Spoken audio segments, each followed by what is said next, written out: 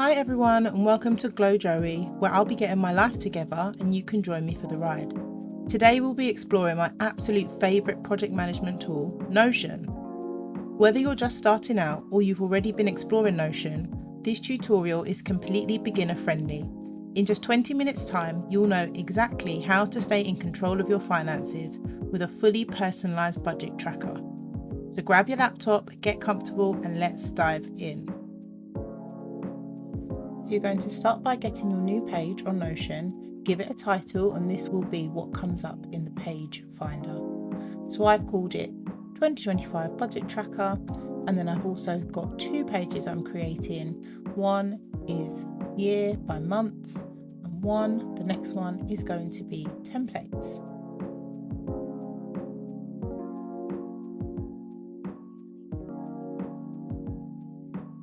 So we're going to start off by working in our template page. So click into it and you're going to do slash and then table, or you can hit the quick table at the bottom. This is how we're going to build our basic budget tracker. So we're going to start by naming our first column item, and this is where you're going to see and list the different types of money that come in and out of your account every month. So underneath that, I'm going to start listing some of my different expenses and income.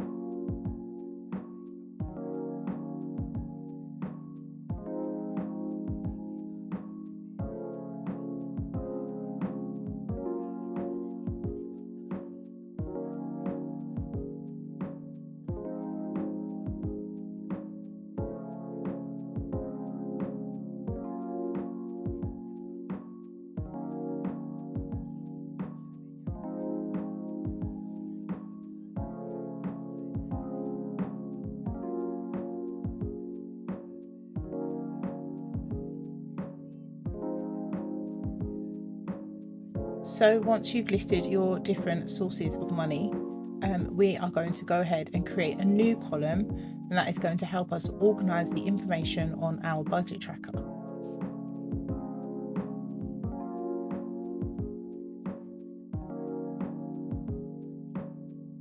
Okay, so you're going to go up to the next column.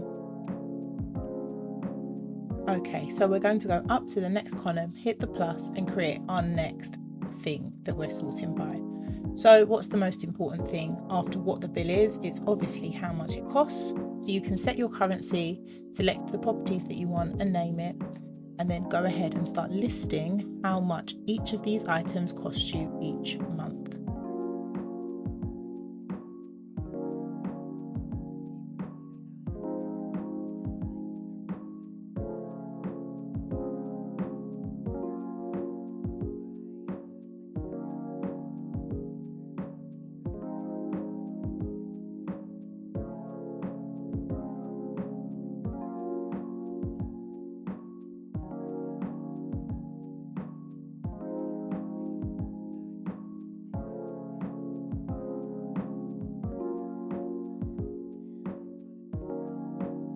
So once you finish listing all the expenses and incomes, you can hover underneath it until you see calculate, click that, go to more options and hit sum, where it will calculate your total amount for the month. So now we're going to make another column with a different property, and this time it's going to be the select property. We're going to use the select property to help us to determine whether the spending is coming into your account or out of your account.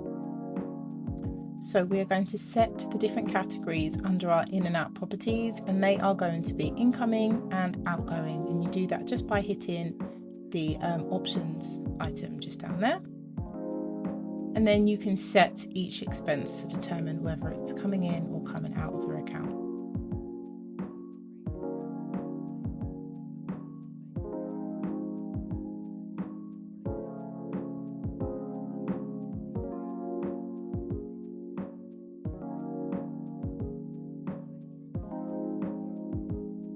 So we're going to go ahead and make another column now, and this column is going to be a date column. So with the date column, which we will come back to in a little bit, you will be able to say what date the bill or the incoming comes to you or from you, but we're not going to touch this for now because we are making a template. So we'll go ahead onto the next property, which is going to be another select property, and we're going to call this one category. So we're going to determine our new options under this categories column, and those are going to be the different categories for your different bills or incomings. So for example, I'm going to have one for subscriptions, one for home, one for personal, one for car, and one for debt. But you can change them to be whatever it is you need them to be for your spending.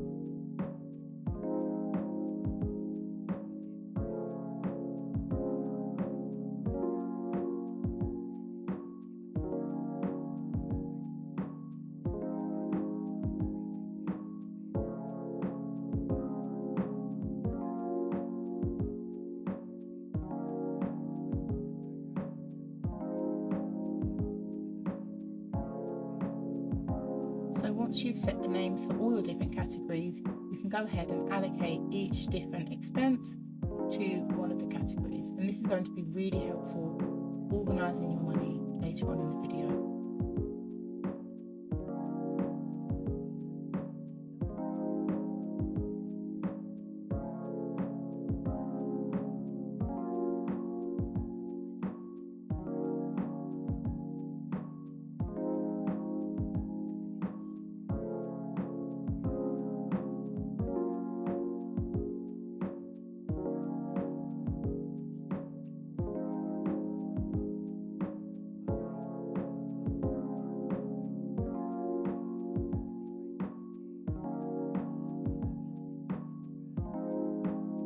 So we're going to create another column now, and this is going to be a text column, and I like to call this one notes. So it's just where if anything pops up regarding to that expense, I can keep track of it and remember what it is I need to do.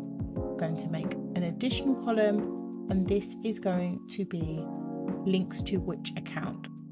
So this is really handy if you have multiple bank accounts that your different spending comes out of. You can select which account it is so you know which one to look at and which one to be prepared for an outcoming or incoming payment. Okay, we're making another category now, and this is going to be frequency. Pretty straightforward. It's going to be another select option, and we're going to use 4 different categories. We're going to use weekly, monthly, quarterly, and annually. But obviously if you have payments that come out on a different schedule, you can select yours to that frequency instead.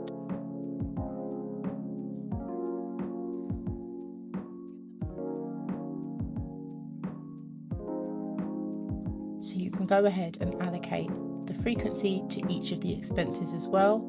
I'm going to show you a really handy trick now where you can just set one if you know it's the same thing for each expense. Just like in Excel, you can select your option and then drag it down to the bottom, and then it will fill up the whole column without you having to do it manually.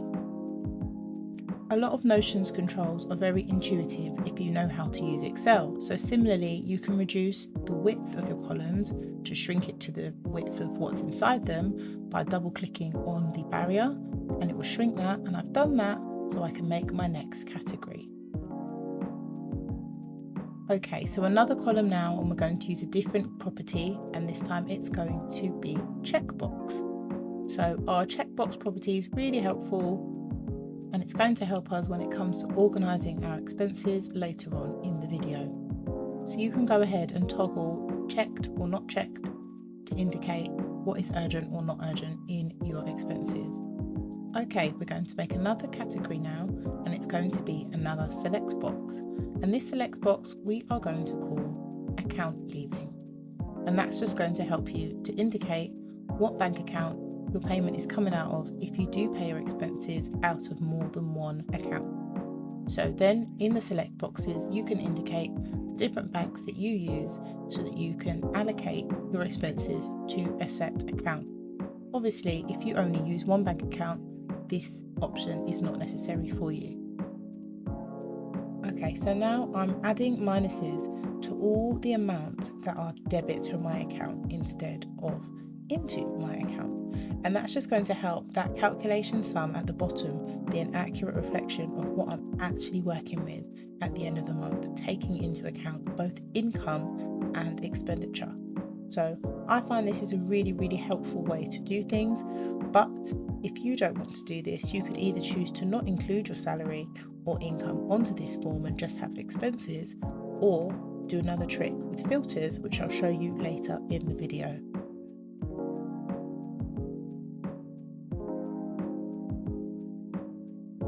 Okay, so we're going to make another column, and the property again is going to be checkbox. And we're going to call this checkbox property paid, so that you can toggle whether or not you have paid the expense that is coming out of your account.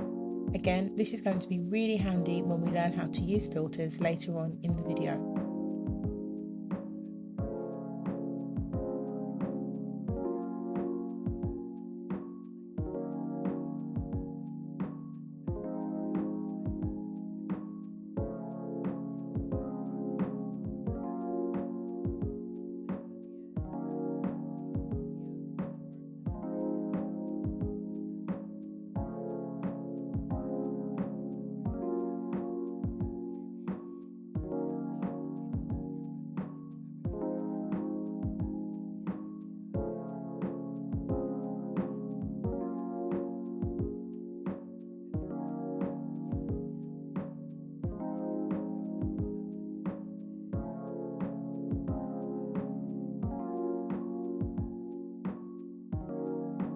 Now we've made all the categories that we're going to use to help us to organise our finances this year, you could go ahead and drag and drop the columns into orders that represent what's important to you and how you want to see them, before we get started with making filters to toggle what we see at any given point on our table.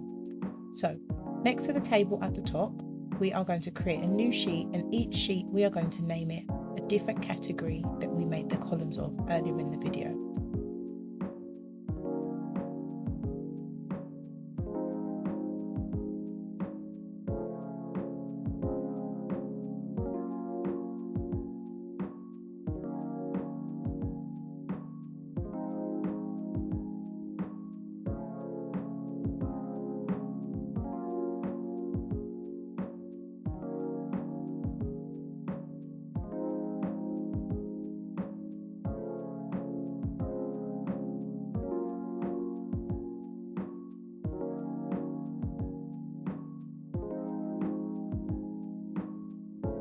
You can see me sort of darting about my Notion page, and that's because I'm just trying to decide which of the columns are important enough for me to recreate up at the top.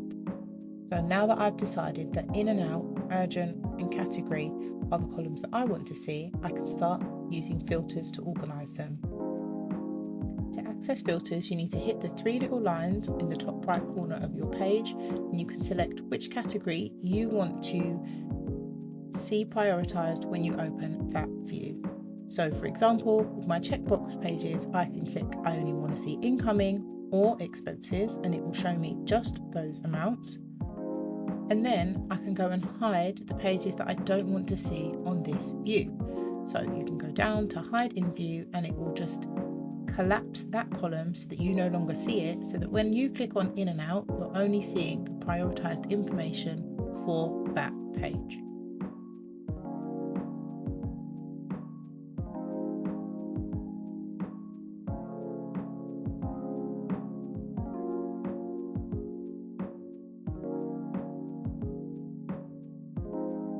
You can go ahead and do the same thing for all your different views, filtered views that you've created, by hiding what you don't want to see and setting the filter settings to make sure it only shows you the information relevant to that page.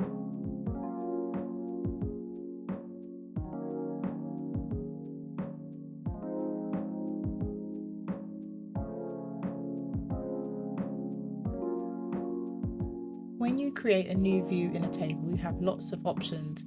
So this time we're going to choose a calendar view instead of a table view.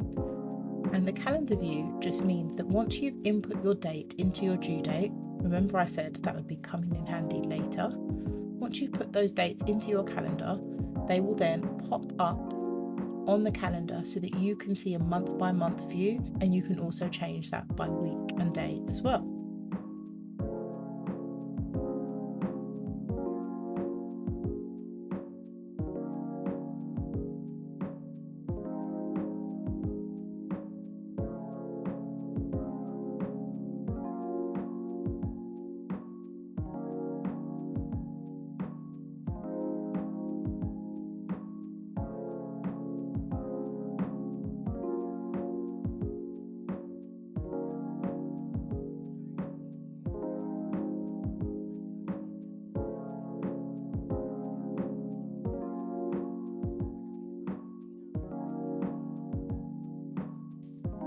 Another thing you can do to organise your views in the Notion table page is to toggle sort ascending or descending on your different columns to help you to organise the information.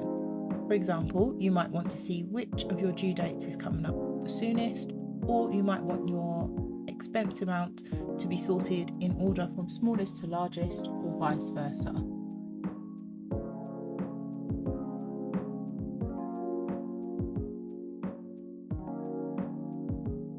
Now that we've made our template, we can duplicate that to go ahead and create our views for each month of the year coming up. So in that main page we created at the start, you're going to click on template and you're going to right click it, make duplicate so that it creates another copy. You're going to drag and nest that into the year by months page that we made earlier on at the start of the video. And then you can right click and keep duplicating that template until you have 12 pages that we will go on to rename after the 12 months of the year.